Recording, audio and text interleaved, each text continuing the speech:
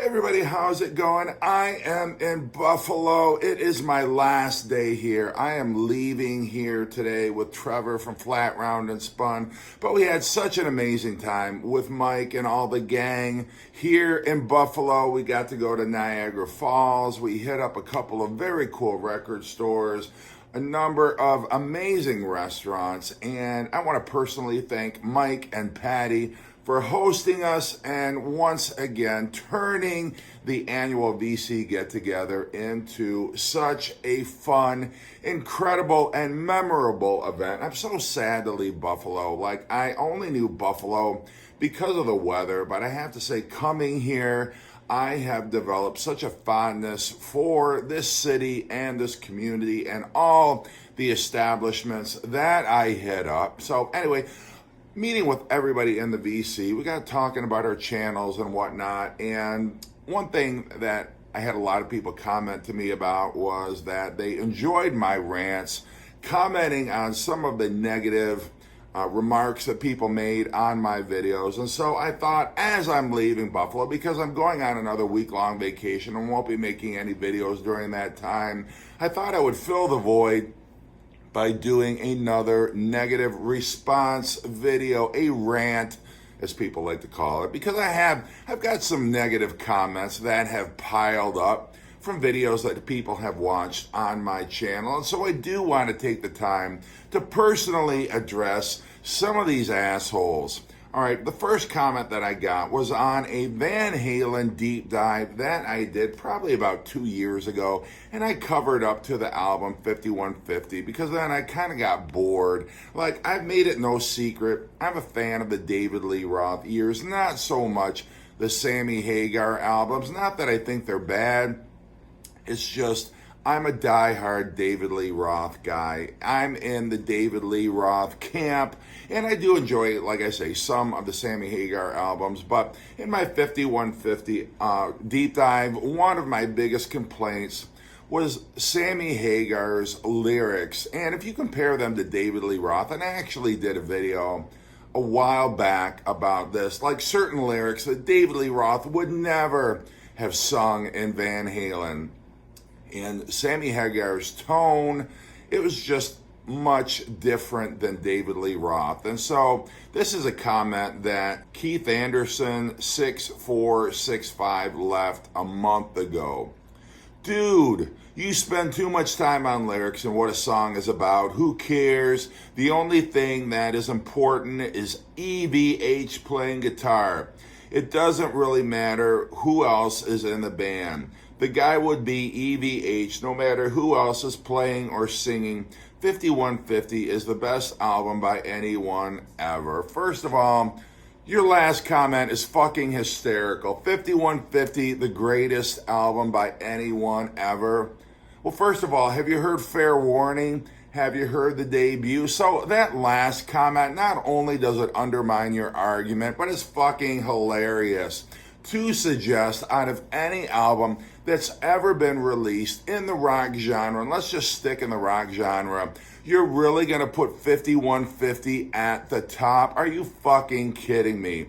So I'm not taking you seriously. I mean, the first part of your comment where you're just trying to dismiss the fact that Sammy Hagar singing like a fucking little girl about that's what dreams are made of. So don't just sit there and try to act like the lyrics do not matter. They fucking do. If you're familiar at all with David Lee Roth's lyric, they are so diametrically opposed to the shit lyrics that we got from Sammy Hagar. He's either whining about his mistreatment at the hands of women, or he's trying to act like this party animal, trying to be another David Lee Roth, and it just is not convincing. David Lee Roth was convincing. There was an authenticity to David Lee Roth's lyrics that you don't get with Sammy Hagar. And I'm not here to turn this into a Van Halen video. Who was better, Sammy Hagar or David Lee Roth? And probably it's already too late for that. But I'm just trying to say, stop acting like it doesn't matter. The lyrics don't matter. Because especially in Van Halen,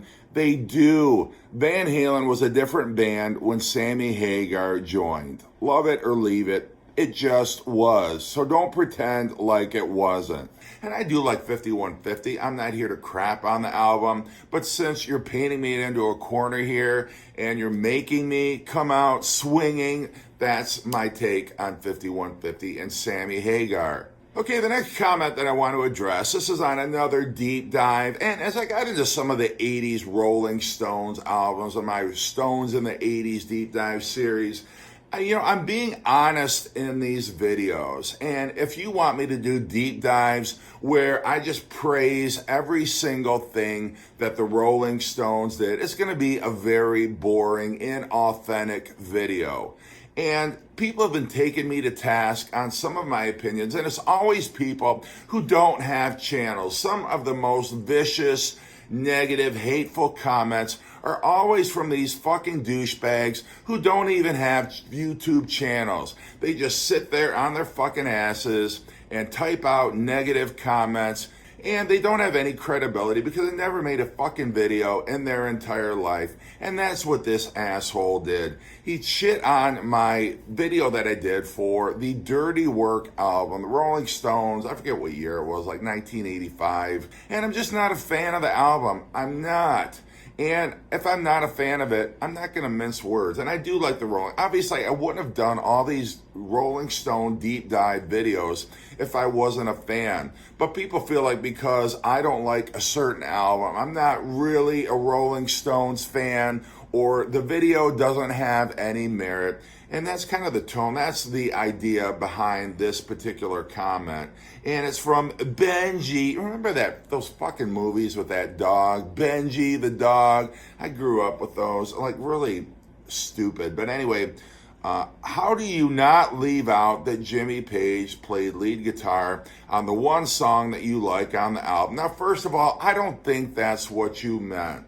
I think what you're trying to tell me is that I left out the fact that Jimmy Page played lead guitar on what Hit to the Body. But what you say is, how do you not leave out? Okay, so right away, you're not even fucking paying attention when you're leaving your comment. And I'm supposed to listen to what you say. I'm supposed to take anything you say after that seriously. And I guess I didn't know. Maybe I didn't do my research thoroughly enough. And as a Led Zeppelin fan, I'll admit, I probably should have known that. And maybe I did, and I just forgot to say it. I don't know. But I tend to think that you're a little butthurt because you like this album and I didn't. And so you're nitpicking it now. If you're going to document an album, so now he's giving me advice. Now he's lecturing. And I hate when people fucking lecture in their comments too. If you're going to document an album, get legit and don't leave that fact out. Huh? Well, how about you fucking leave a coherent comment? All right, anyway. All right, here's another shitty comment I got. And this time it was on the Aftermath video. My Stones in the 60s series. I did a video on Aftermath.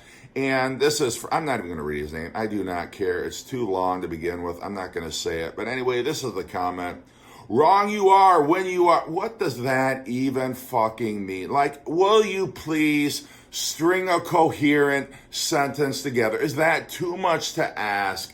If you are going to type a comment, let alone a negative comment, and you don't even have a command of the English language, put the keyboard down, leave the edibles alone, whatever it is that you're saying, and you sound like fucking Yoda here. Wrong you are what are you talking about? How can you say the Stones had caught up with the Beatles?